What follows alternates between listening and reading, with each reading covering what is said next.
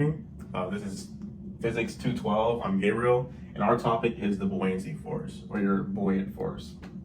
So just starting off, going over the formula, we have our buoyant force here. We have rho, which is our fluid density, and we know density to be equals m/v. We have our gravity force, which is known to be 9.8 in your negative direction. And we have our fluid volume. Now, concerning this fluid volume, it's going to be the volume of your object. So we know that we have an initial volume, and as we add our object, there's displacement between these two. And to find the displacement, you can just use the volume of your original object. Going into the description of the topic, we have our topic here. We have water, air, whatever situation, and we add an object into our water or air. And we will see a movement in both the water and the object. And we will go over later how these are affected in the formula, how concerns this kind of matter.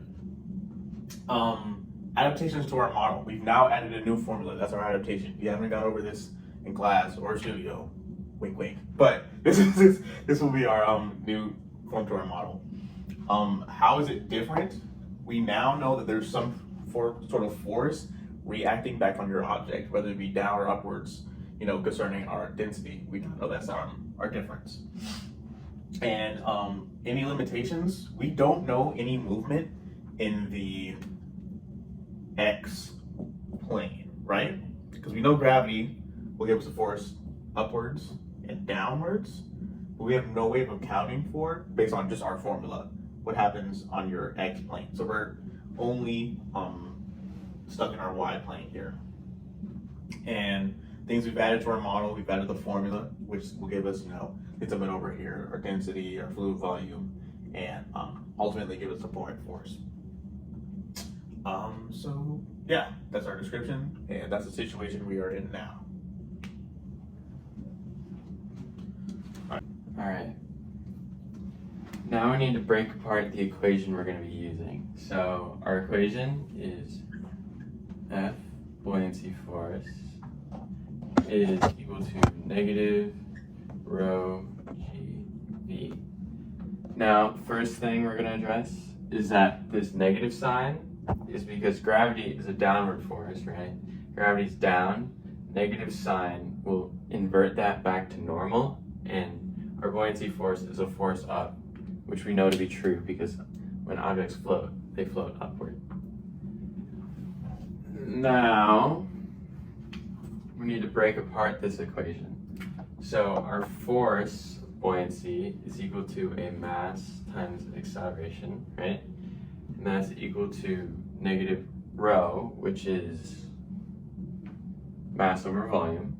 So we have mass over volume times gravity times our volume. And now we cancel out these volumes and we're left with mass times acceleration equals mass times gravity. Now that we've discussed our units, let's talk about how the variables make sense in a real life scenario.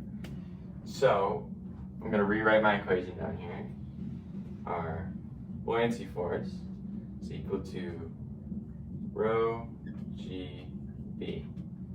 Now let's go through the variables one by one. I'll start with volume. So if we increase the volume of the object, that's more water that has to be displaced, right? So more of this water is going up against gravity, which means there's more water pushing back down, which will then circle around and force the object back up. There's more water displaced, so it's more volume, more mass to be pushing back up on the box.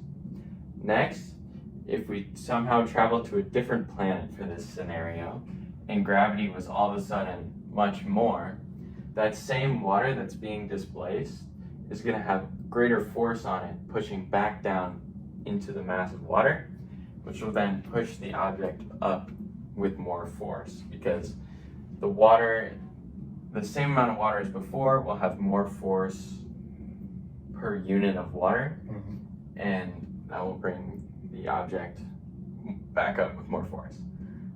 And third variable, if we increase the density of the water, or liquid, I should say. If we increase the density of the liquid, that means there's more force per volume of liquid that is going to act against the object since it was displaced. So that explains why each of these is an aspect of our buoyancy force. Makes sense. All right, my name is Carter, and I'll be doing the real-world context part of this problem. So just talking about the most common example that we see of buoyancy every day is when you drop a heavy object in water, they'll sink versus a lighter object, a less dense object will float. And so to do that, we can talk about a free body diagram about this object that's been dropped in water, where the two forces acting on it are the buoyancy force and the force of gravity. And we can look at what the net force is of this object. The net force is going to be the force of gravity plus the buoyancy force. And so if we want to look at when this object is sinking, the conditions for when this object will sink in the water, we can say that the net force is going to be downward. And so the magnitude of this force, the force of gravity, so we'll just write as mg, is going to be greater than the magnitude of the buoyancy force, which is going to be rho g v. And this is going to be the density of the liquid, and this is going to be the volume of the object. This will be the mass of the object.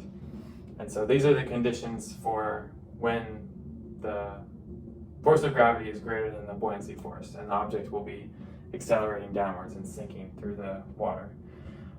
So also using the relationship we know about the density of the object, we can say that the density of the object is its mass divided by its volume, and using that we can solve for the volume of the object, and replacing that in this equation and canceling out the gravity, we can get that the mass of the object is greater than here times the mass of the object divided by the density of the object. So now canceling out the mass of the object on both sides and multiplying by the density of the object, we will get that the density of the object has to be greater than the density of the liquid. And so this makes sense. This is again the conditions for when an object will sink in water and or in any liquid, is when the force of gravity is greater than the buoyancy force, and this is the condition for that the density of the object in the liquid will be greater than the density of the liquid itself. And so if it were opposite, if this force was greater than this, this would be the other way around, that the density of the liquid is going to be greater than the density of the object. And so again, the most common example is when we drop an object in water. This explains why some objects float.